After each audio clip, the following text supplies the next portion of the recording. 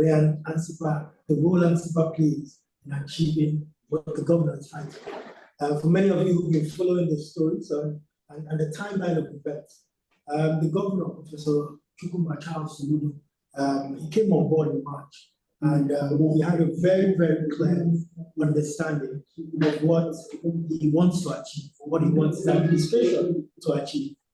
And the vision is very simple and straightforward. It is to become the preferred location to live, work, learn, relax, and enjoy. And this essentially, I like to sort of frame it with the phrase that we usually use, which is, I want to transform Anambra State from a departure lounge to a destination. I want Anambra State to become Nigeria's most industrialized, tech-savvy, and prosperous sort of city, smart megacity state. And he's doing this across about 5 major pillars. The first being, obviously, security, law, and order. The second being economic transformation and infrastructure development. The third being the social agenda. The fourth is rule of law and governance. And lastly is the environment. So there are a number of, so every time you sort of hear an Anambra State government official or the governor or anybody who works with us speak, all of their activities fits within any of these boxes, or when you see cross-ministerial sort of engagements, and then you're tapping into one or two of those boxes. So where does ANSIPA fit? ANSIPA essentially fits in, the new ANSIPA fits in the economic transformation and the infrastructure of the plan. And what did we make when we came in? This is just his 10 years. It will be 10 years in April this year, right? It was essentially set up to see how we could drive investments into Anambra State and have that agency that works closely with the private sector. But over the years, I would say the first 8.5 years of the agency is focused mainly on hand-holding investors when they come in. And there wasn't quite a lot of marketing, reaching out. And this, you could say, was for many reasons. There's been strategy documents, what we call ourselves now, because we're in the ANSIPA 3.0 phase. So there was an ANSIPA 1.0, there was an ANSIPA 2.0. I happened to be part of the personal, maybe for the first 9 months of the ANSIPA 1.0. But at the time, it was more an organization that sat back, was a one-stop shop. And investors, when they were here, or aspiring investors, would come in and be able to sort of engage. If they had PPP initiatives, where they could partner with the private sector and the public sector, it would be structured here. But so well and good, there are a few things that have been done well. The Oka Millennium City, Linden Farms in Ibaria, and Prosperous Farms here and there. But that's, if you put it within the context of ANSIPA compared to other IPAs across the country, you can say they've done pretty well, pretty okay. But if you compare it with the true potential of Indianambra, the potential of what Indianambra stands for, in terms of the excellence across critical sectors and the resourceful, huge data and diaspora sort of resource that we have, what we do in the areas of commerce, you would see that there could be a bit more if the government allowed, if the government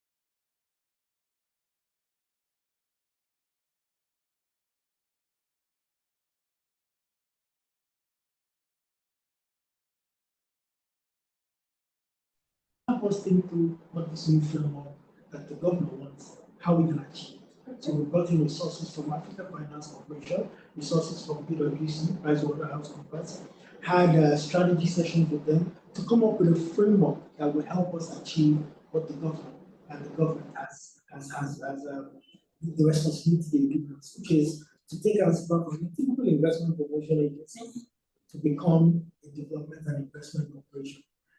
So we very quickly put that document together. The framework was approved by the Executive Council. It is one that allows us to look at projects quite differently.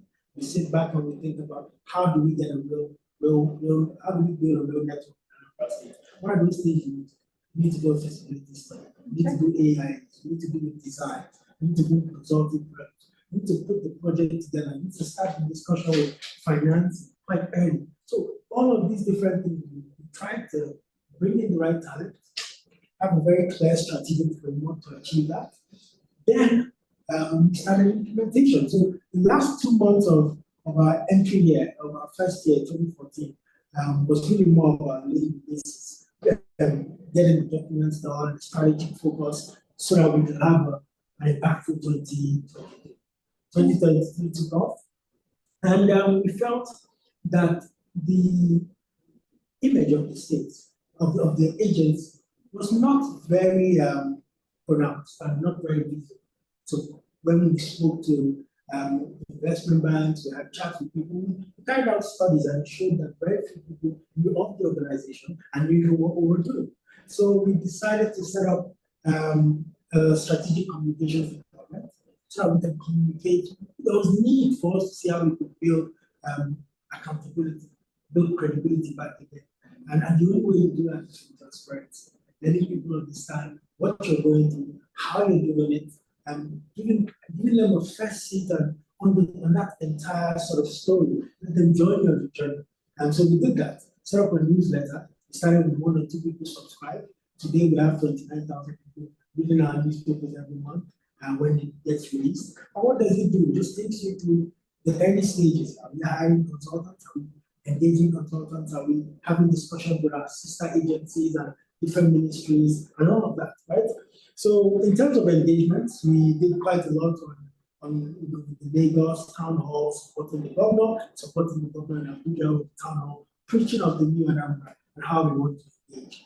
All of this culminated obviously into the Anambra Investment Summit that we held in September, where the world was there. We also were one of the anchors, and there it was really just to let people know that this is how we are thinking. This is where we're trying to go. We had a list of quick win projects that we were able to sort of structure when we came in. So we signed some of those. And then we obviously had the long-term, big picture infrastructure projects that will completely redefine Anambra's economy. So things around designing a master plan for the industrial system, right? Designing a master plan for the Anambra State's intercity rail, right?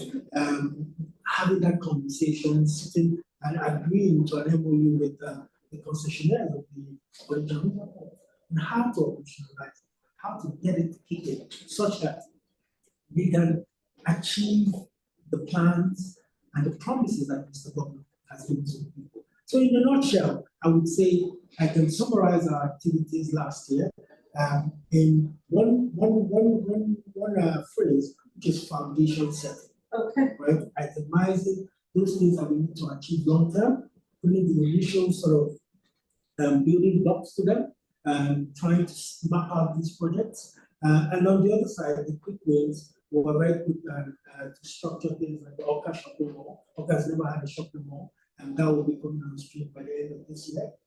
It's in partnership with Market Square. We're also going to be taking quite a number of communities in Anambra West, which is unserved and underserved local government in terms of power generation and power supply. So about 10 communities that will be getting on the power supply, but through green energy and renewable energy. Then we've done some public-private community partnership projects, like bringing water to me. So we've done the early stages where we're building the water scheme, and the Nene community is doing the reticulation for 3,000 households. So really, like I said, foundation setting, but also some quick win projects to show the people that we're serious, we're focused, and we're giving it out. Wow. Thank you so much for throwing light, because a lot of times you hear Antigua and you think it's all about big millions, it's all about big projects. But now we see that there are also quick wins, as you call them, that are going on, and that impact is already being made in the life of our people so far. Now, we'll also talk about some of the things that are ongoing that we'll begin to see. You talked about the other shopping mall. Yeah, are there other things, other projects, MOUs that have been signed, that we will begin to actually see them, and then we'll say, oh, this is Antigua at work within the course of the year 2024? Yes. First of all, our work is, I would say, it's not one of those where you have you have resources in the bank, and your job is to see how you can spend it to build projects, right? Ours is where, if we think about a project, to identify the partners who can help us achieve that project, then we have to sort of think through how to bring all the pieces together, and then also how to finance that project, right? So quick wins for some might be, what are your quick wins in 3 months? For some ministries or agencies might have such. But for us, quick wins is 12 to 18 months, sometimes 2 years, right? But in the current year, what you will see is in about 2 weeks or 3 weeks, the construction site for the Golden Kingdom will be very busy, because that's where the upper shopping mall will be coming to. Oh, interesting. Right? In about 7 to 8 weeks, you'll see parts of Anambra West where there will be a lot of land being cleared for a 2 megawatt solar power plant, solar IPP, independent power plant, to support that industry, to create jobs there, to transform lives there. If you know where sort of the Oka Stadium is, and the Township Stadium, you can go there. You will notice that Solution Fund City is taking place, right? And remember, we said the target and the vision by the government is to transform Anambra from a departure lounge to a destination. What makes a place a destination is that it's livable, right? Is that it has the tourist attractions, there are things to do with your children. It also creates jobs, right? So people who just don't come for business, come for a burial and run off. So at the Solution Fund City, that is funded by government, you'll be seeing some investment funded by government. You'll be seeing a water park, an amusement park, which is the largest around the southeast, south. There's also going to be an Oka Country Club there, right? And then also there will be a sort of a communal building for young people, everybody from all ages, restaurants, cinemas, etc. We also, if you follow the governor's budget speech, we'll be breaking ground on a 5-star hotel coming to the International Convention Center location here in Oka.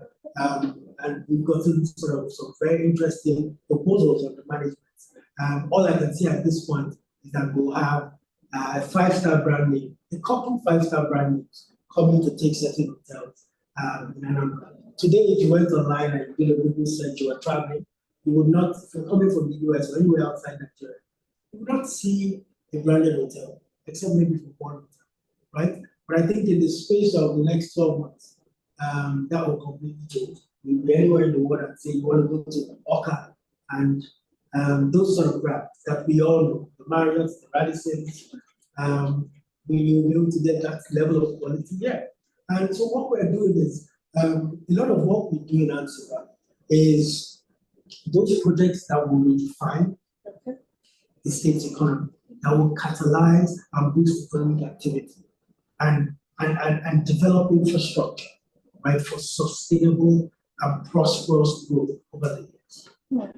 Some of the other, everybody sort of has their box, right? So some of the other ministries who are doing work also and working extremely hard, because the solution team is one that is very dedicated, right? A lot of the work they're doing, building the roads, they're building the hospitals, building the schools, building water schemes to address sort of the shortage and provide high-borne water. That's also the target that will be this year. So while they're doing that, what the common man sees in Anambra, what we're doing is constantly thinking for the next 10 years, the next 20 years, the next 50 years, How does the Anambra economy, quadruple, go 10x in the next 10 years? How does the Anambra economy go from the net sort of net job creation negative figure to one that is positive, we're creating jobs and it's sustainable jobs. So a lot of what we're doing is very long term, but essentially is to sustain and imbibe the policies and the vision of the government in the state. Okay, now I like the fact that you kept talking about sustainability, because that's what everyone should be thinking about for governments that really want to make lasting change.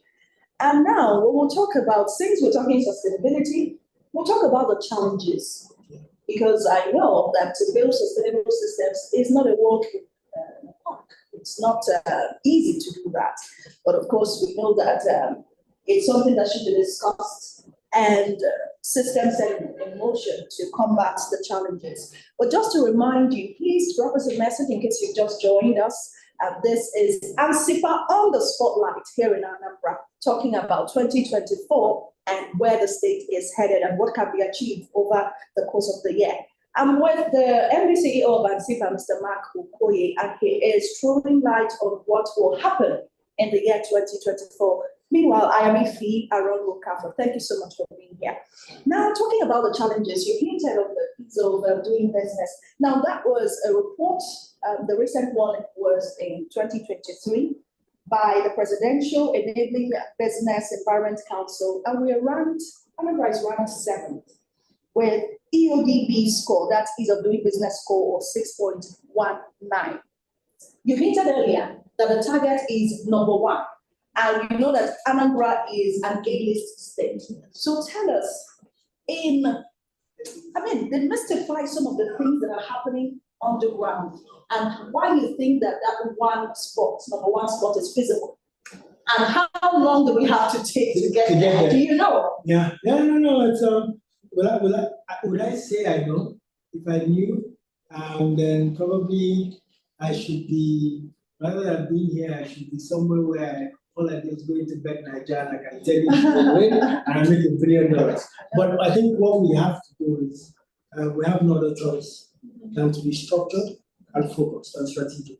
We set that, the governor has set that sort of target for us, and the question is, how do we achieve that target, right? How do we achieve that target? I think it's also important to know that from a contextual standpoint, there are 36 states and the FCT in Nigeria, right? And we're 7th. We're 7th in the country, but first in the region. First also in southern Nigeria, right? So, and to understand sort of what that report sort of assesses, it looks at the land processes, right? How easy it is to get the land titles. It looks at how easy it is to register a business in the state. It looks at the quality of infrastructure. It looks at the judicial systems, right? How do you sort of manage and navigate issues where there are disputes between businesses? It also looks at the availability of power, availability of water, looks at the quality of the talent also, the education systems, the healthcare systems, human capital. So it really looks across. In the past, all states in Nigeria used to wait for the World Bank subnational ease of doing business report. Right? But that only looked at about 3 years. This was done under the last government at the federal level by Lady Bob Jumoke, who's been appointed as a special advisor, and to expand that scope. So I look at, because there are so many other things that indicators that impact how people do business, right? So really, what we've done is we've set up, the government set up a steering committee, which I chair, right? But that committee on ease of doing business has the Commissioner for Economic Planning, the Commissioner for Transport, the ICT agency, the private sector, the Chamber of Commerce, the Manufacturing Association of Nigeria, right in the region, the Transport Commissioner, and a host of others. All of these indicators all fit into one of these ministries or across ministerial functions, right? And our job is we meet once a month to look at, to carry out those studies, identify where we are, and see how we can move from, say, the report says it takes 20 days to perfect your title. I can tell you in the last 2 months, we've gotten that to, we're at around 7 days to get your title, as long as it's private assets, private land, Ministry of Lands. So it's a number of reforms just going on across different offices. And the plan for the year is to be a bit more deliberate, right? Look at all these different reforms, look at all these different processes, and identify areas where we can fine-tune them and optimize them, right? And then see how sort of we fare. And you know, the only what gets measured gets done, right? Absolutely. So after we do all these different reforms and new policy initiatives, at the end of the year, we're going to also score ourselves, send people into the field who go in as undercover. They're not from the government. They walk into any of these ministries or agencies and try to do business, right? And let's see sort of the figures that we will get. So that's really the plan. And we hope that in the next 3 to 3 years, we should hit the target. But it starts off, I'm someone who's a big believer in what you call it, in baby steps, have a huge vision, but set those immediate, medium-term targets that help you achieve the ultimate goal. So if by the next year, when the studies are out, the rankings are out, we're hoping that we should be somewhere between 5th and 4th. But I also put an improviser there because a lot of the states above us are from the north, right? Yes. And Anambra State is the second most densely populated state in Nigeria. It has a 20 billion, 50 to 17 billion dollar GDP. So if you do your analysis, it puts us at somewhere between top 5 in terms of economic size. We have borders with 7 states. So when you look at all this, I would only have at least 3 major cities, 4 actually. You have Globe, you have Oka, you have Onitsha, and you have Benin. All of these are being serviced by the same government, right? So versus when you look at some of the states who come ahead of us, economic activity is not as much, government isn't as bogged down, and so we're not giving that as an excuse, but we're just letting you know that there are challenges, but we're here to fix them. Okay. We're still talking challenges, and in 2023, a lot of times one looks through the news and you find that, oh, this big company left. We have the likes of Procter & Gamble, pharmaceutical giant, GlaxoSmithKline, and other iconic brands leaving Nigeria. And it says a lot about what investment environment is like in the present day Nigeria. What's the implication of this development on the investment drive that ANSIPA keeps championing? In the same year, you hosted the first Anambra Investment Summit. Now, one would ask, people are exiting, you're asking people to come, so tell us more. No, so that's one question that if I truly try to deconstruct it and give you a response, becomes we can sit here for the next 24 hours. But I'll try to be snappy with it. I think every single person who works in Anambra State government, be it the PEMSECs, the civil servants, but specifically us who get the opportunity to go into executive council meetings every week with the government. I think you cannot survive in this team if you're not built to see challenges as opportunities to create value and prosperity for people. I think in 2004, 2005, when our governor, who was the then CBN governor, was told that the banking consolidation was impossible. That banks who had balance sheets of 1 billion naira, some of them had balance sheets of 500 million naira. He woke up and he said, in 18 months, all the Nigerian banks will have balance sheets of at least 25 billion. Many people thought it was crazy.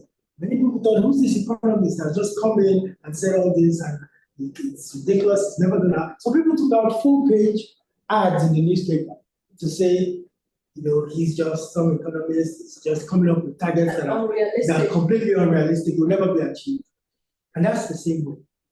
That's the same thing that is happening now. We see the unemployment figures. We see the exchange rate issues. We see the capital flight issues. We see even the Japan syndrome. We see all of these different things that are affecting the economy of Nigeria. However, we're not one in Anambra to sit back and look at the question is, in as much as, yes, we can see that FDI is driving, right? But ultimately, what are the opportunities when FDI drives? Why should FDI, that's foreign direct investment, have such a negative impact on the Nigerian economy?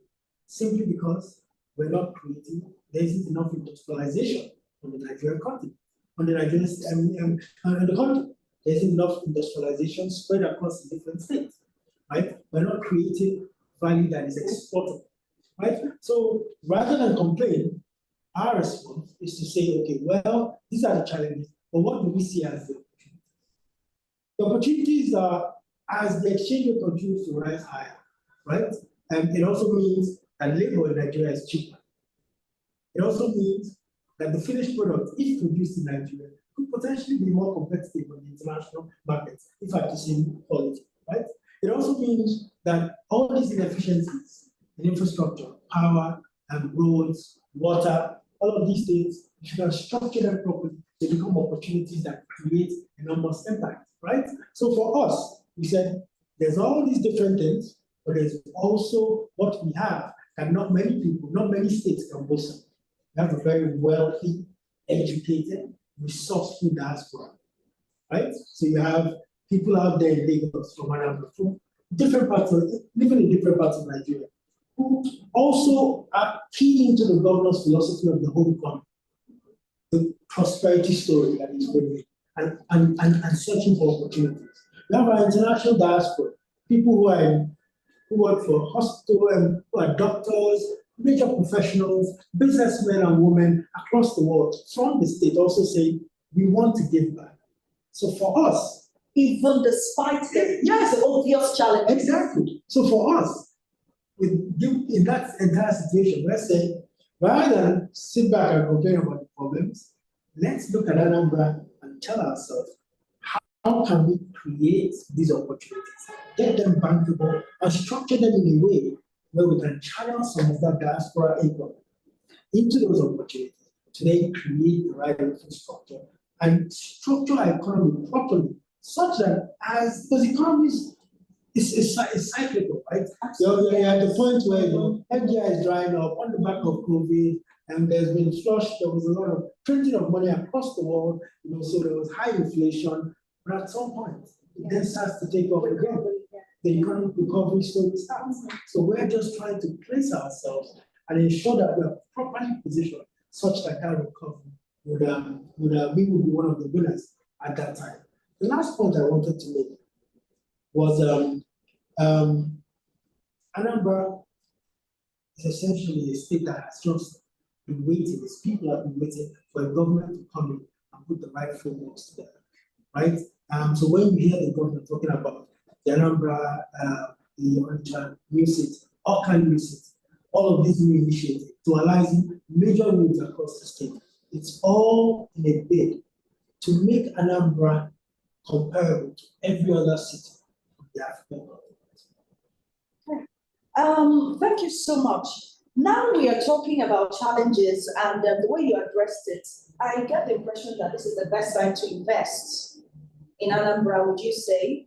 Of course, you did mention that people are interested in investing now. So this might just be the best time to invest. We'll talk about the Anambra Investment Summit in a short time. But just in case you have questions, please start dropping them. I see that some of us are already making use of the comment section. Please drop your questions so that once we're done with what we have on the lineup, which will be very shortly, we'll start taking questions from media people who've joined us and everyone else who's participated. Remember to let us know where you're joining us from so we have a sense of the reach of this engagement this evening. The Anambra Investment Summit, my impression, I tell you, I tell everyone who gets to listen that that's the biggest event in history. Seriously, I don't know if anything that big has ever happened. But that says a lot about the character and the drive of the present government. How would you rate the impact of that outing? Are you still getting people talking about that and seeing? And what are the things, the throw-ups of that? What are the MOU signed? How far so far? Yeah, so I think it's clearly one of the most successful events ever held in the Southeast, if you ask me. I think for many years, the state has preached investments, right? But I think the key thing here was being able to put it all together in such a concise way, attract the world, let them showcase these opportunities, and get people to express interest, right? But most people think that the event was just one day. I agree, it was about a day and a half, right? But for us to have achieved that, it took months and months of planning, right? Planning in terms of the location, the people, the experience, the right mix, right? But also the projects, the policies, and the partnerships, right? So in the summary, that event attracted about 3,000 physical attendees. Of the 3,000, it will surprise you that 220 people flew in from the diaspora, just based on the invitations. We have the data. People came in from the US, people came in from the UK, people came in from Asia. Many of them, of course, from Anambra. But it surprised you, quite a number of them are internationals, Caucasians, coming from America in search of opportunities. We asked them, how did you find out? They said they followed they subscribed to the Anambra Insights, our newsletter. And that's how they saw the invitation, they've been following the story, right? So about 3,000 people, of which just under 10% were from the diaspora, right, the international diaspora.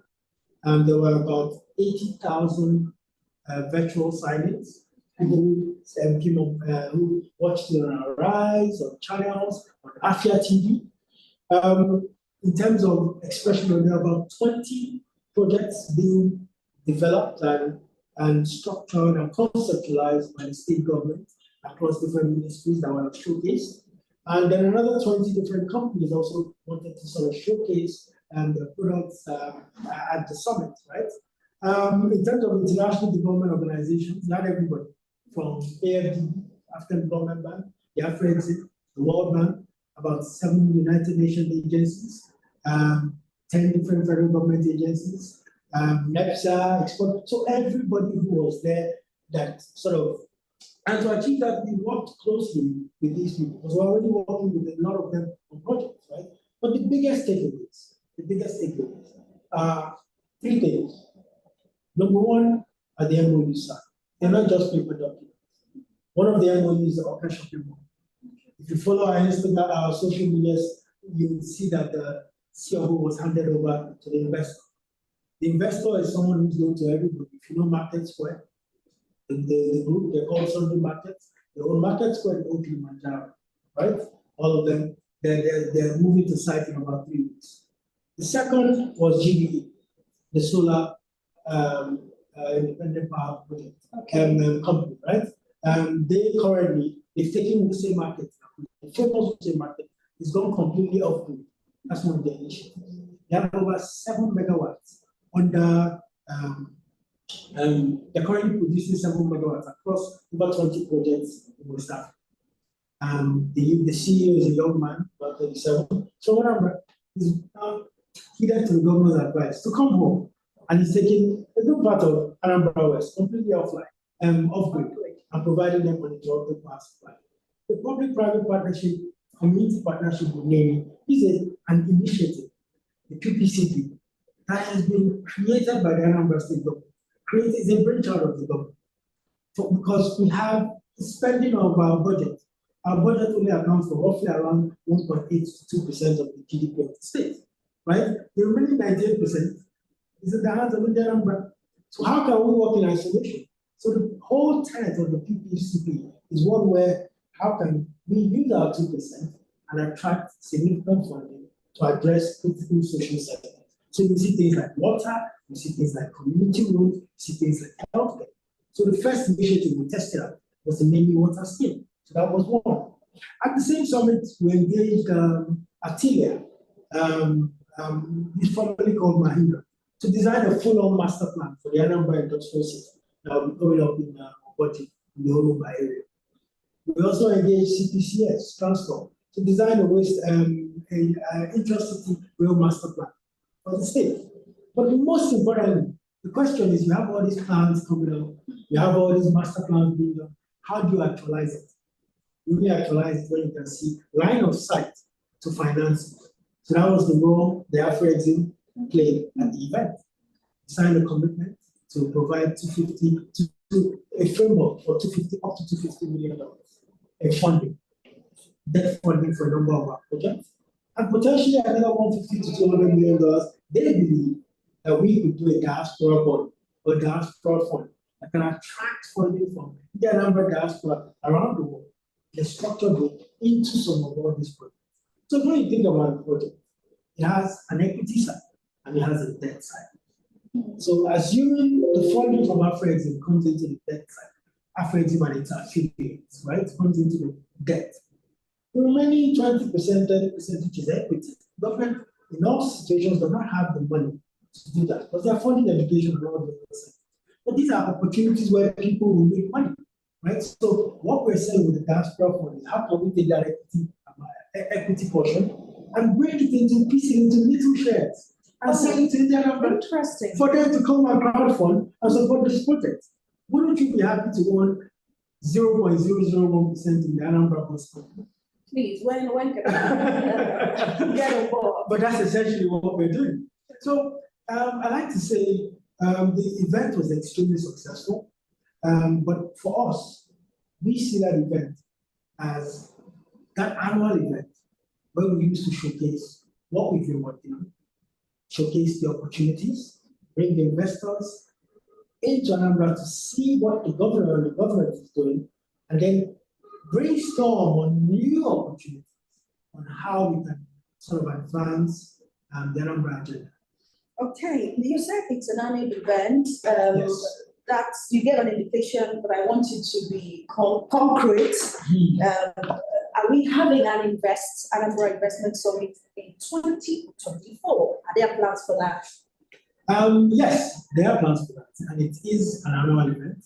What you came for last year was the maiden edition, and we're hoping that it will continue to get better and better and better. But yes, there will be one this year. We're hoping, and I say we're hoping because I still fall within the framework of the government. I have a boss that I report, and we made a proposal to him that we want to hold it to the 7th of September. Oh, okay, same month. Yes, Oh, same month. okay. We like that. It allows us coming to the year.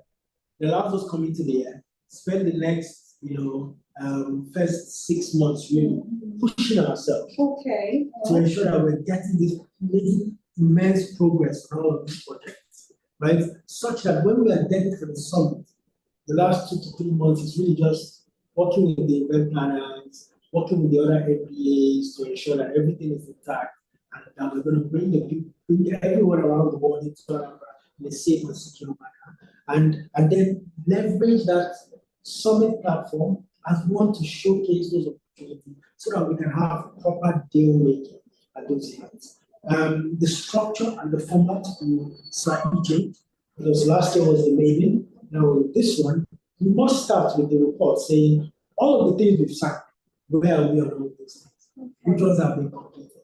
Which one is at 70% completion? Which one is at 80%? Which one is having challenges of execution? Because it is not perfect. Deal making, the work of government is not easy. If the work of government is easy, there would be need for government, right? You'll just be able to design some AI platform that runs government for you. So we'll use that platform to first of all give that report. The second aspect of that event will obviously be to showcase the projects that we're working on this year and to the people and make those big announcements. And thirdly, is to brainstorm on new areas. Because we're not perfect, we're administrators, right? We don't own all the ideas. The ideas come from people in the private sector, people who are major stakeholders across different sectors. So we want to leverage that to brainstorm and then agree on sort of what the roadmap for the next 4 months will be after that. Okay. Now, you've given us an indication now that is one of the prime objectives that you have. To run, so that there's a lot to report. Yes. Because now there's a target that in September you give us a turning report of what has happened over the course of the year. Now, where does the indigenous investor fall in the line of all that SIPA is doing? I mean, those who are not from outside, I mean, what's the engagement like so far? How are they being involved in this investment drive, maybe to delve into other areas and all that? No, it's a very good point.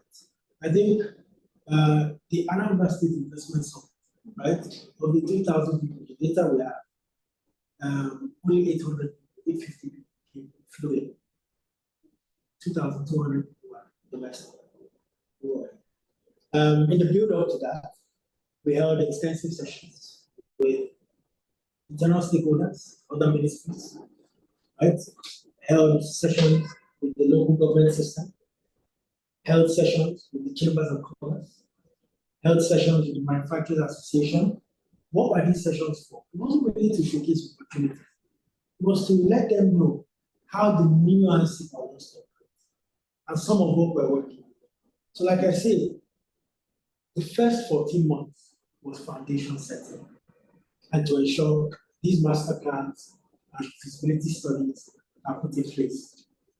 I cannot sell, it's almost like a market woman or man, right? You can't go to the market and not be able to showcase products, right? And you also don't want to go to the market with products that perhaps are not right. You want to sell apples, but you're plucking the apples when they're not ready to be plucked and then placed on your shelves to sell, right? It's the same way why we're thinking master plans and all of this. A lot of these things really ought to have been done upon when the state was created. What is a master plan for workers? What is a master plan for industrial clusters? What is a master plan for residential areas? What is a master plan for transportation infrastructure? Where do buses go?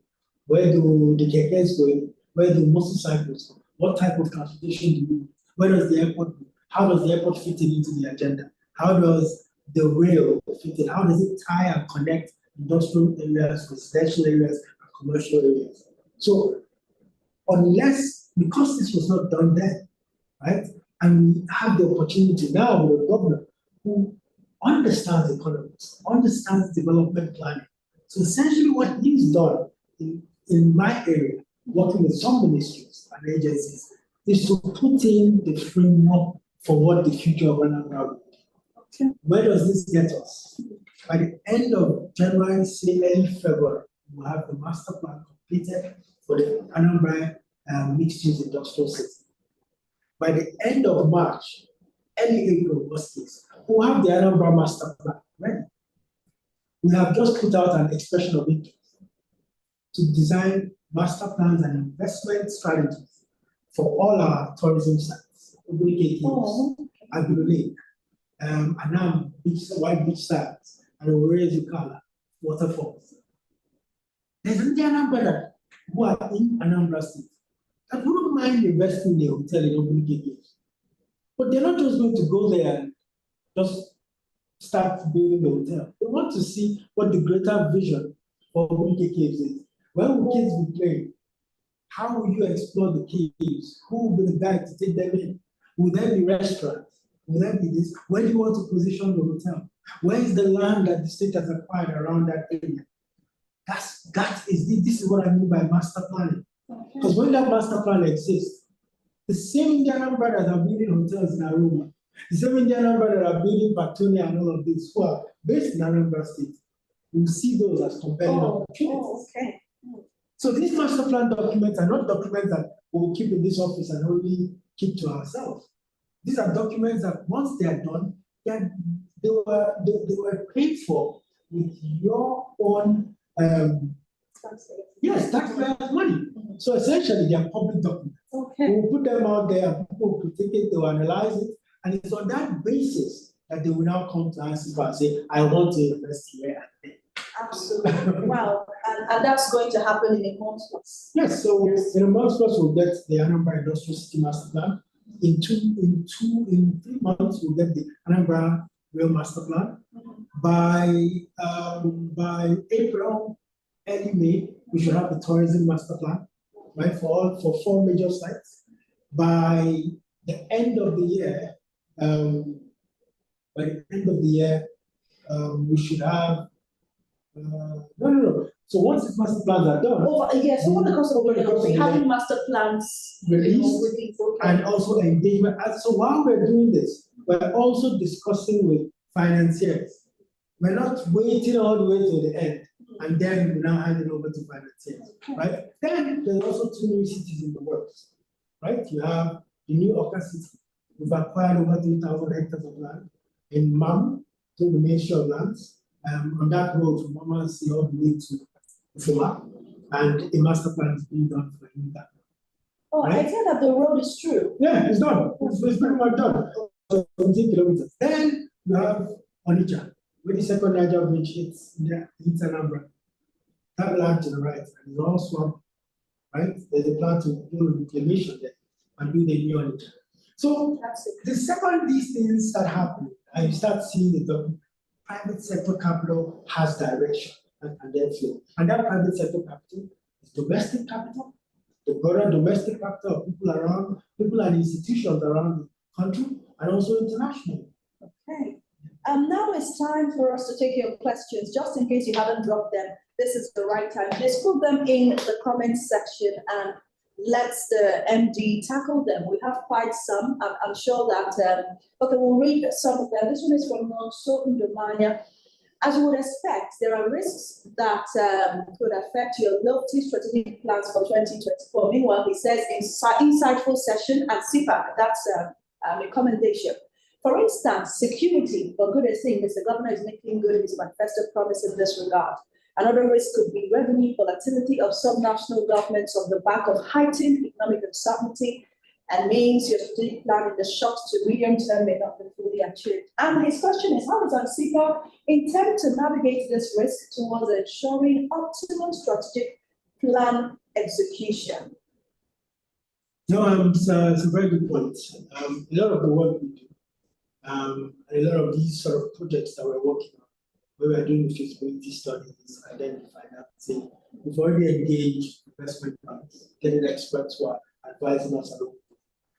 We don't expect that these projects will require funding from the state's budget or the state's revenue. There are only a couple of projects that we're working on and the state is funding. The Solution Fund is the amusement park, the state is funding, right?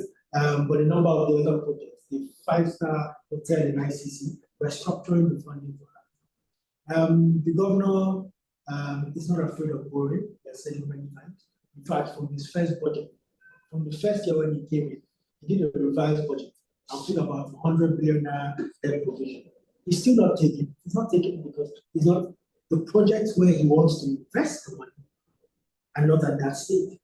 He's not going to take. He says it often. He's not just going to bedevel the state with so much debt that whoever comes after him will not be able to operate. Right. So what he's doing is matchmaking, essentially saying, let me get these projects to the level where if I can get $100 billion facility from banks at this interest rate, and I've done my studies that these opportunities will give me a return on investment of 25%. With the interest rate I can get from the bank is 12 to 13%, you can see that those opportunities will be able to pay off the debt. Yeah. So just matchmaking the right opportunity with the right blend of financing, right? That's one. Two, it's a lot of what we do is project preparation right now. So developing all these ideas, doing the studies, engaging with investors. So we're not at the point where we're spending billions, where we'll be needing billions of dollars and billions of dollars. But still, it's about 1% of the total project costs we need to develop projects to the stage where you're now ready to raise the balance of 95%. Right? So I'm aware what we've done over the years, over the last 1 year, is to build stronger networks. Okay. ANSIPA was never known to African Development Bank. You need your never knew ANSIPA. I hadn't done any work with ANSIPA. After exit, we didn't really know ANSIPA much. BOI, Bank of Industry, had never interfaced with ANSIPA. The entire Lagos commercial corporate environment, all the investment banks, they don't know who ANSIPA was. So all of these people now, when once you ask them to engage with any of them on private sector investment promotion efforts, already ANSIPA comes in as one or two on that list. So those are the people who have capital. And so it's important that we're constantly in their faces, we're constantly engaged. such that when these projects are ready, they're the ones to provide solutions to finance. Okay, talking about providing solution, it's about getting the right kind of, like you said, Yes. at different stages. The 200 million plus from Afrexim Bank, there's $250 million before, and then one that might come later. Chi Agozie Onumere Sunshine is asking if it's a loan or grant, and if it is a loan, how do we pay back as a state? Yeah, It seems too, humongous for anyone to. Yes. I mean, what is $100 million is 120 billion and black market rates. An official rate, $100 million is 100 billion, right? So $200 million is about 240 to 50 billion. That's a lot of money. That's a lot. Huge, How much right? is our budget? Exactly. Our budget is 410 billion.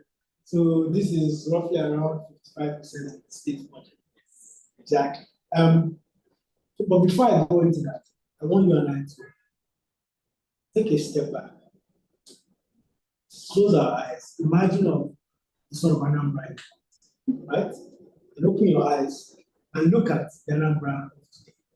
And just guess. It's a small game I'm playing with you. Yeah. Guess how much it requires annual spend on infrastructure to go from where we are today to where you belong us today.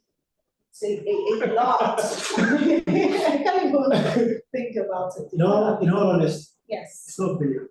It's trillions of naira. Yes. It's trillions of naira. Right? 1 trillion naira, official rate is 1 billion. 2 trillion naira is 2 billion. Right? Just some of the rail lines from Lagos to the Ibadan, what have you, it costs the amount. It's probably $5, $6, $7 billion investment. Right? So infrastructure is not cheap. So what infrastructure does for you is that it creates new economies. It boosts economic activity, which then allows government to tax, right? Tax that sort of economic activity, right? So essentially, the money that from the Afrexim is not a grant, because if it was a grant, I would not be a staff of Anambra State. And I'm sure many people who are watching will just all go and figure out how do we apply for $200 million of grants and then retire like Elon Musk and so, right? So it's not a grant. It's essentially a combination of equity and debt finance. But Afrexim is a trade bank. It's also a development finance institution, right? If you are getting $200 million from First Bank, the interest payments you'll be paying on that every year will be roughly around $50 to $60 billion at the minimum. But from a DFI, concessional funding, maybe somewhere around 15 to 20. Oh, that's So you need to now ensure scale. you align that to projects that can create the right inflows and income to cover that. That's one. Two is a lot of it will be debt, probably, and also investments, equity investments, either directly or indirectly. But even the debt will not be to Anambra State governments, but it will be project finance, where you're lending and the collateral of what you're lending, the collateral of that loan is the cash flows that business will generate. So, if, for example, just for the people who may be watching and perhaps aren't students of finance, when you go to a bank now and they say you want a 5 million naira loan, they will tell you go and bring the title of your house as collateral to pay that loan. If it was a state government went to that bank, the bank will say, go and bring a guarantee that when you can't pay this loan, we'll start deducting it from FAC. This type of funding doesn't have this sort of conditions. Okay. It is lending to you based on the future cash flows of the business you're investing in. Exactly. Okay. So it's project finance Oh. and not balance sheet finance. So, Chiagozie, you see that it's quite safe, so do not worry. Don't worry. He also has another question. A lot of MOUs were signed last year during the Anambra Investment Summit and Invest. Some are yet to commence, like the Okash. Okay, yes, that's been addressed. What's the next line of action after 1 year? Okay, we can say no meaningful development because, of course, we see that work is ongoing and work will actually start pretty soon in some of the sites mentioned. Yes. I'm sure that you may have dropped this message before those words were dropped. Secondly, you talk about the transformation of our SLIPA to ADIC. I think that's also an area that a lot of people are wondering about, so please clarify. Thank you very much, Chigozie. I think this for me is why I like these engagement sessions. Yes. It allows you to engage with the Anambra and anybody who's interested in the Anambra story, and then it gives you the opportunity to shed more light, right? I think we had addressed the questions on the MOU earlier, but maybe I don't know when he signed it, so I'll just be very quick on that. Then we go into the ADIC question. I think he talked about the MOUs that were signed. One of the MOUs was a master plan for the rail. That will be delivered in March, end of March. One of the MOUs was to design a master plan and outline business case for the Anambra industrial system. That will also be delivered. It will also be delivered at the start of February. It will also interest me that we even got a bit further. We were in Egypt and we were able to have some sort of agreement, right, with the Afrexim, but also another company called Arise. Arise has built 14 industrial parks across Africa. They have one in Ogun State and another 12 in other African countries. The next location they will be coming to is Anambra. Oh, interesting. Arise is waiting for, they're waiting for the master plan of the industrial system so that they can do their analysis. When you say industrial park, please demystify that for those who may be struggling to understand. Yes. An industrial park is, for anybody who's in Oka, you know, what are the names of my estates there? You know, Gozika. Yes, please. Exactly. That's a residential park. Oh. So if you replace the houses with industries, right? The green areas will stay also. Then if you replace, so essentially an industrial park is one that houses the sites and services, but for business, for factories. A cluster of industries. Yes. Oh, Yes. interesting. Exactly. So that's really, so that Arise will be waiting for that document and then they'll take it on. He made specific comments to the Oka shopping mall. So I suspect that Chigozie is based in Oka. I can't wait to be shopping at Market Square and It's likely going to costing be is cheaper there. because it's okay shopping mall. You know, so and he knows the site, and from his question, it looks like he knows the site. Essentially, it's not easy to structure businesses, right? This is something that was signed in September, and the question is when are we starting, right? When I was in investment banking, I was opportune to work on the Ado Bayero shopping mall in Kano. Okay. It took us 3 years of planning, the design, documentation, raising the capital before we broke ground. 3 years, 3.5 years, right? To get that to take off. We signed with Sundry Market in September. Okay. As a government, we already gave them their COO and we gave them the design that we originally had by December. By December 20th, they were at the site to do integrity tests on the infrastructure, existing infrastructure. By end of January, they will do the fencing while they're running their procurement process for their contractor. And by mid-February to late February, there will be construction on the site. The target is we want to, I'm already thinking of a new sort of initiative in Anambra. This one was named by the social media people, right? They called this Christmas the homecoming, right? And if you're following the trends, people are saying this thing called the homecoming is even going to be bigger next year.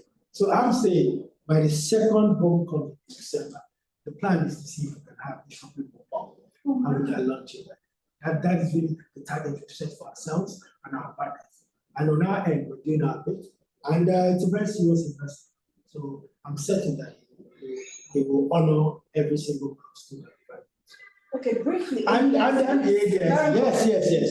I think I'm certain that probably this sunshine. Okay, Yes, it's Chigozie, but sunshine, yes. Exactly. That's his AKA. So sunshine, if I'm permitted to call you sunshine. I'm certain he follows our newsletter because the questions he's asking are one where he's very informed and attractive. And so what have we done on it? Yes. Last year, we were able to get the framework approved. We were able to get EXCO to also approve the framework. And we also worked with our lawyers and financial advisors to come up with a draft bill, right? We were to approve and send that draft bill to the House of Assembly just immediately after the summit. But let's just to show you the power of engagement. There was a panel, I think panel 2, that talked about mobilizing financing for infrastructure projects. And there was a gentleman there called Michael Ite, who's the CEO of Cardinal Stone, right? He made some thought-provoking contributions that made us go back to the drawing board. Nice. And guess what? We hired him as our consultant. We brought him on board as the financial advisor. That is a lot about the character of the president. That's it. This is how the governor is. He doesn't know it all, right? He's just doing his best. His team is doing their best. So when we were talking about it, he said, yes, I've seen it. And remember, I continue to remind people who work in government are administrators. We don't have the best ideas. We don't have all the resources. We just regulate sectors where you have people who have the resources, who are at the forefront of transformation and disruption in those sectors. So this guy is a financial expert who happens to also be from Navy and running one of the top investment banks in Nigeria today. And he's saying, well, he has other ideas how this can work. And we're like, wow, let's hear more of that. So where we are now is that we've worked with him and also the Africa Finance Corporation to rejig that framework, right? And at our Expo retreat last weekend, it's been put as something we want to achieve in Q1. Let's at least get that. Let's approve that framework, the revised framework, and get that law and push it into the House of Assembly. While we do that, we're not just going to be meeting, because the whole idea of the transformation from ANSIPA to ADIC is one where we'll also pull in all the different investments and assets that the state has and optimize those assets while using those assets as an opportunity to raise more capital for other projects we're doing. So while it's in the House of Assembly, we then begin that process of putting the assets together, trying to optimize them, taking a strategic view on the assets. I'll give you an example. It's a small snippet. Okay. I hope that can we run beyond the stipulated time? I don't know. So just a little. Yeah, so I just said the last point. This is just a snippet of what asset optimization means. Everybody knows we have a hotel. Some of you may call it yes. It's a nice hotel. It's a beautiful resort. But I'm sure in recent times you walked in there and you felt it could be a bit better, right? So asset optimization, where we're working on our consultants, is one where in the next maybe 6 months, wouldn't you like a Protea by Marriott to be managing that hotel? Why not? Yeah, exactly. Wouldn't you like the Bush Bar area, the tennis courts to be well developed? Wouldn't you like the 27 hectares on the adjoining land to also have, some lake view where you can sit and watch the right. Go for picnics and exactly. So that's essentially what we're trying to do. So while the draft bill is in the House and they're going through their processes, we'll be doing all these things simultaneously. Okay. Asset by asset. Wow. I'm going to take the next questions together and then you can address them somewhat together. We have this one, by Henry Arinze. And he says, you're doing a great job, Mr. Mark, within a short period of time. I followed up at CIPA Summit last year, that's the Aninvest, and he says it's awesome in capital letters. We hope to expect more on foreign partnerships for Biafra this year.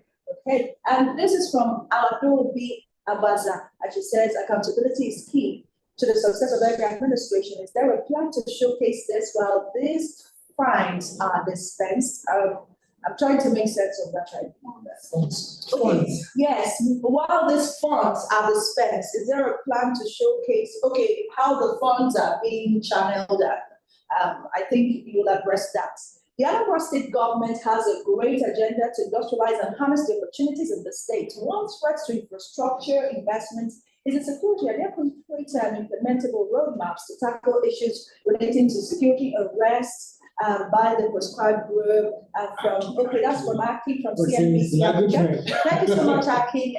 Of course, you get your question shortly. Ebuko Nyekwe is asking, good, he's saying, good job, Mr. Michael, well done. Thank you so much, Ibuka. I want to know what ANSIPA is doing to enhance the local capacity to meet advanced standards.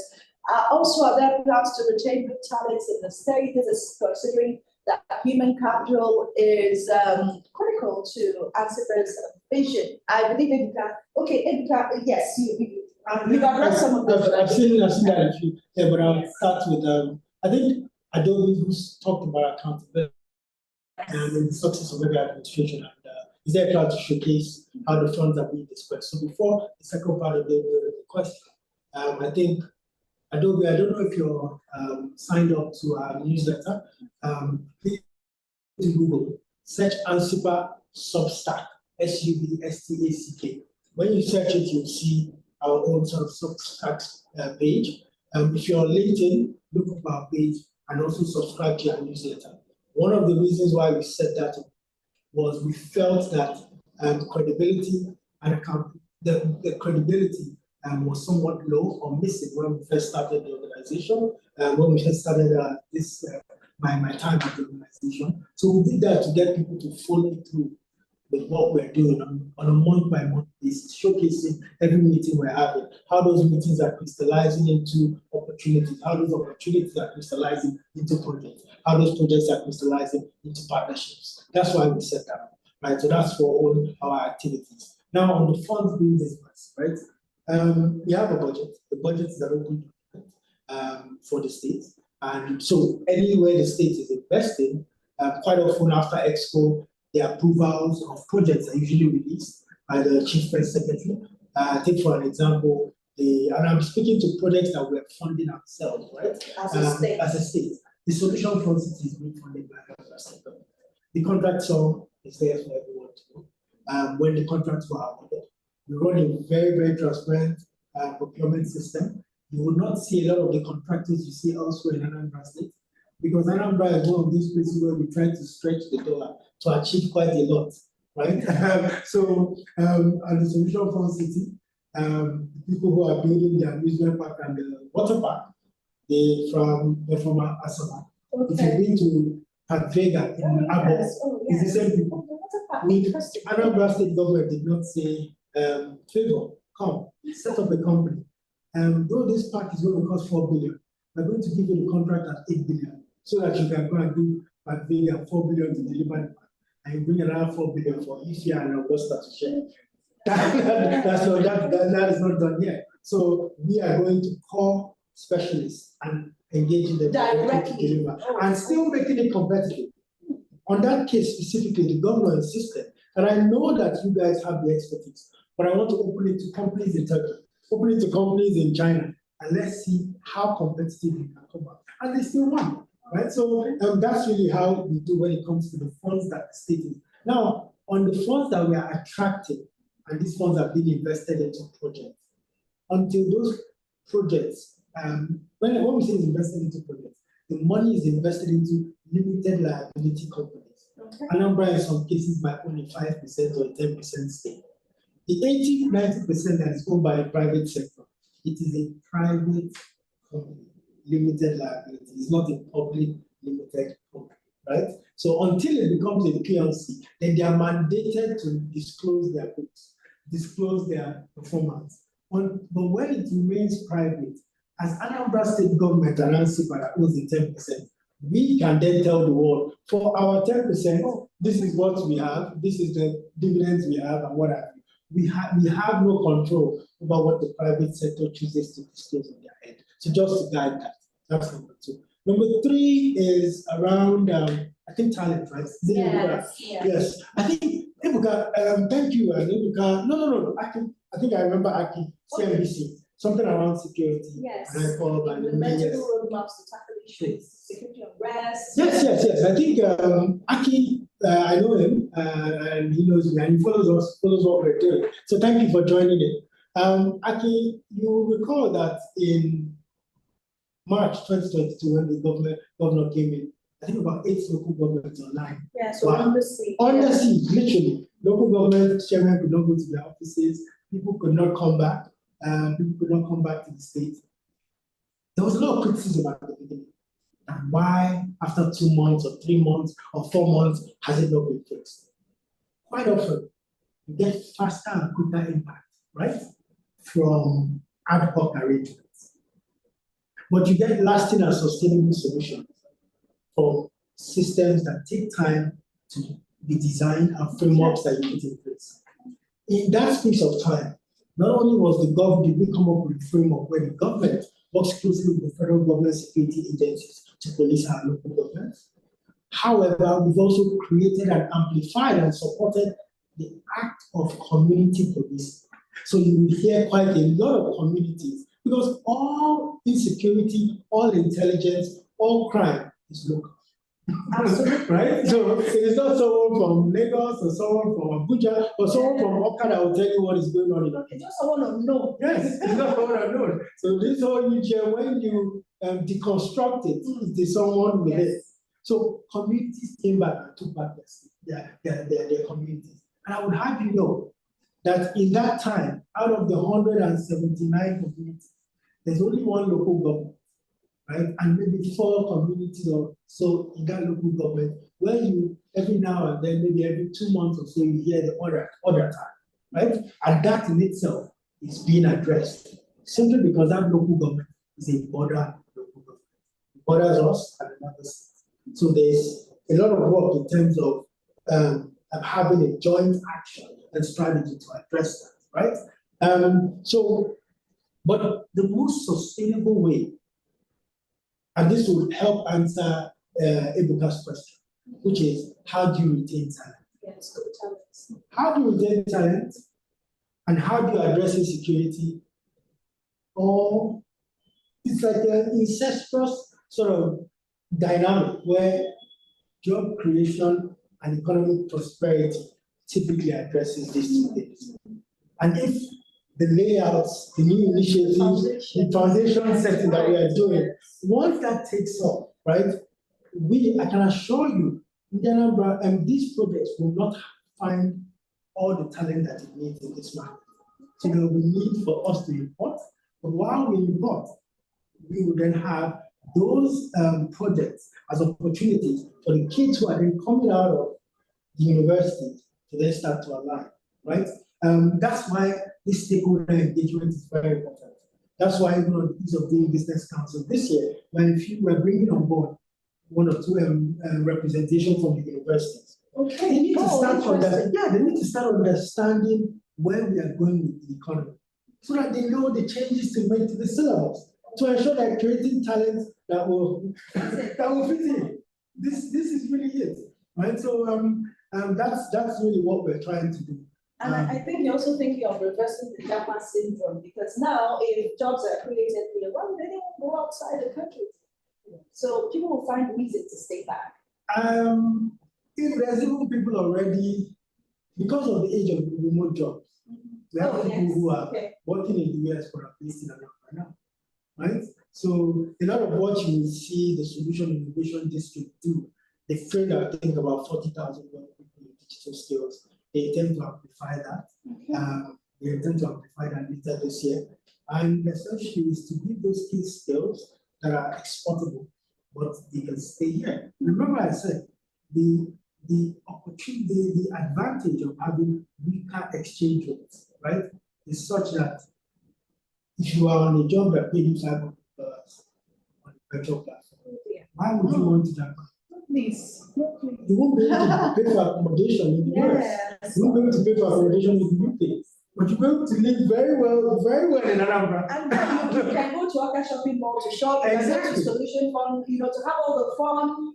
So now, essentially what you're saying is, you're working with me through this path of transforming Anambra from a departure land to a destination. That's it.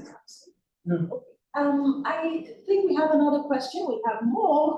Once you need me to stop, please let me know. Also, Victor Obayabwana says the Stage 3 organization has beautiful investment strategies to turn Anambra from where it is to where it wants to be. But substance abuse among the youth who will form the core workforce for this project and its security issues are a huge threat.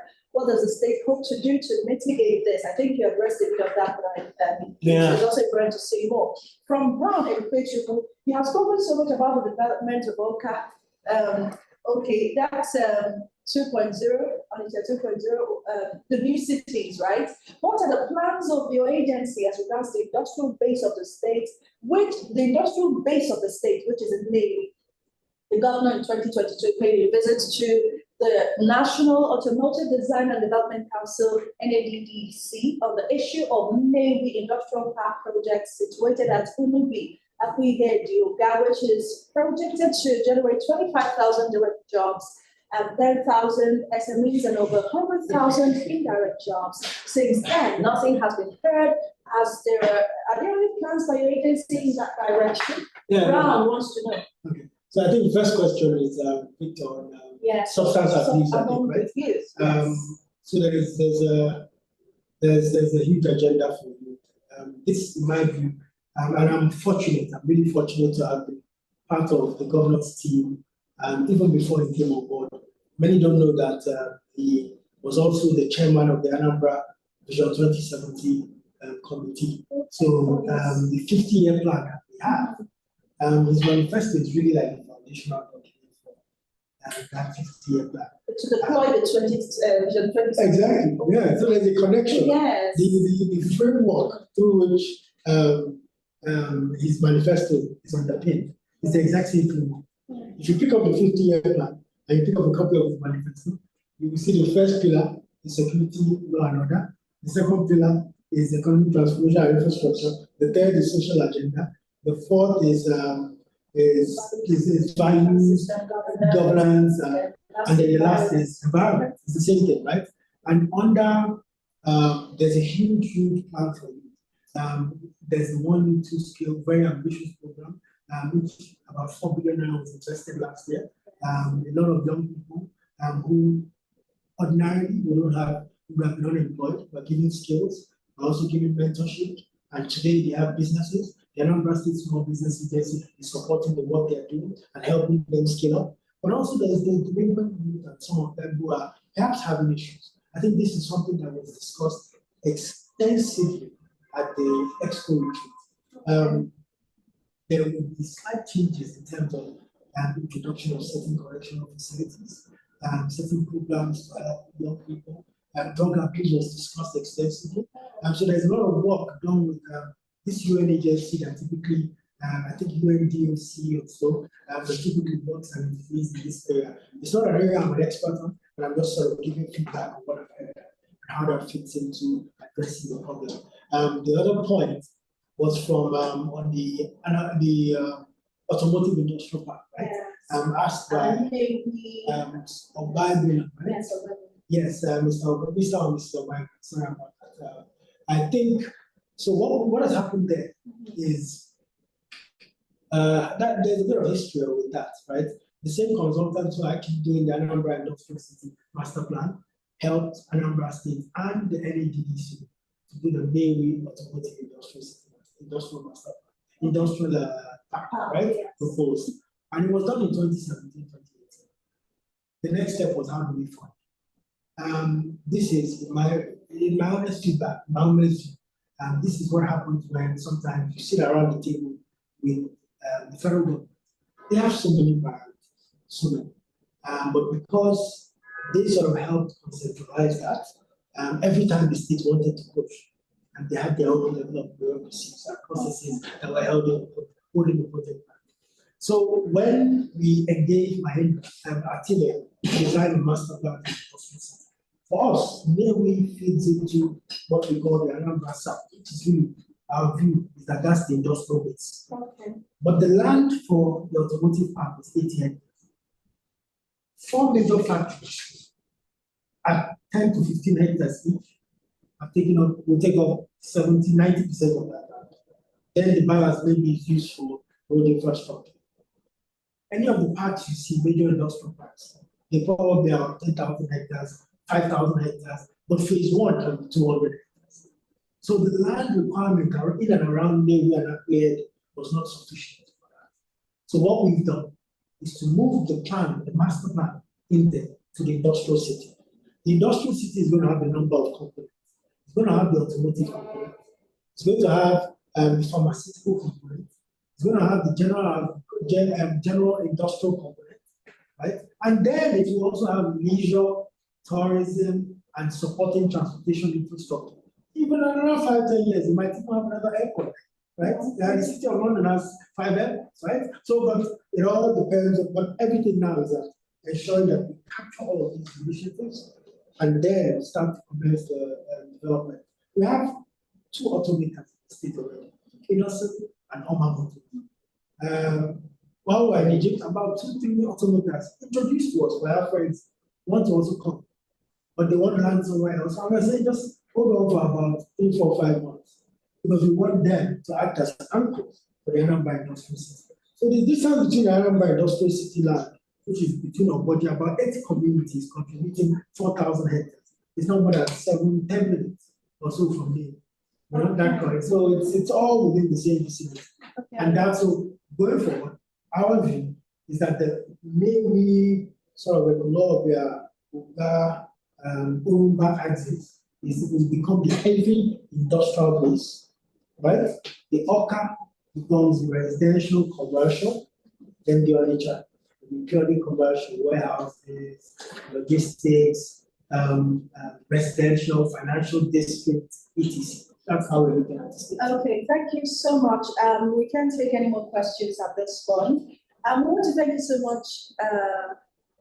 On YouTube, we'll take this one, but quickly now, with respect to prospect, what are the top 3 areas of infrastructure which ANSIPA and generally the Anambra State government will focus on this year? This year. 2024. So let's start with the Anambra State government. Okay. Because there are 2 types of infrastructure. I'm trying to explain this. There's infrastructure that, the bread and butter infrastructure, connecting roads, rehabilitating roads, low-hanging bread. There was already a road constructed 10 years ago. Let's go and repatch it on. We lay the asphalt, put in stone plates, to make it motorable, dualization of short roads. So by the governor's second term in office, second year in office, the target that the Minister of Water set is that we'll see about 150 to 170 kilometers of roads complete, right? And so I'm guessing that there may be some commissioning done around that, right? Then obviously there is water infrastructure that the state is focusing on. We've already approved, the Expo approved about 2 weeks ago, rehabilitation of the Onitsha water scheme, the Oka water scheme, and I think one in the north, right? And the south of the state, around the Colombia axis. The plan is to have one of those functional later this year, and then we'll think about concession. So there's all those bread and butter infrastructure that the state government is doing. There's the ones that we're doing that have involvement in the private sector. So when I'm ranking it in terms of scale of preference, and we have industrial infrastructure, we have tourism infrastructure, and then you have obviously the setting goals that we're trying to structure financing and to see if we can control and then with taxes or whatever. So we want to see a situation where we have the Anambra Industrial City, we want to go in with the dual carriage road, opening up that city so that people and investors can now start taking position. That's the priority this year. Second priority of the year is the Oka 2.0. Once the master plan is done, we also want to go in with dual carriage road that goes in, and then people can see the plan and then come and either purchase land and then start building out new economic opportunities. And lastly, for the rail, I think the target for this year is to finish the master plan and then go ahead to do the detailed designs of the rail and identify what is the first node that we should be looking at, so that we can then start tidying up the financing for that. What is the next 2 years for that? So that's it in terms of the scale of preference. One thing I know about ANSIPA is that the conversation doesn't stop. Yes, so this engagement session may end in just a few minutes, but you can still drop your contributions and comments and feedback and advice as well on any of the social media platforms where ANSIPA is present. ANSIPA is present on YouTube, on Facebook, on Instagram, and you can reach out and also read Anambra Insights as well, so that when your question is addressed, because I believe that there will be responses from those, just in case you send a message, there will be a response. So please take advantage of that opportunity. I want to thank you, Mr. Mark Okoye, the MD CEO of ANSIPA, for always engaging the transparency that you embody. Thank you so much for always bringing us up to speed on what's going on in ANSIPA.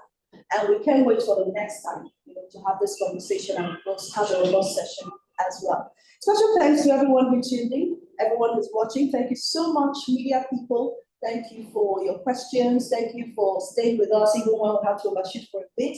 Thank you for your patience. And to everyone who works behind the scene, Augusta, Nadi, and the crew members behind the camera, thank you so much, our technical crew, for making this happen. And the team at ANSIPA as well. The leadership of the governor of Anambra State is what made this session possible. So thank you so much, Professor Charles Chukwumasolubu, for the leadership you provided that has also given ANSIPA this mandate to run with. My name is Ife Aronukafo, and I would let Mr. Madokoye drop just one word. Anything you want people to remember from this session, and anything that they need to start doing, especially in the Anambra, who are thinking, oh, what can I do now? What can I do? What's that quick word you want them to remember?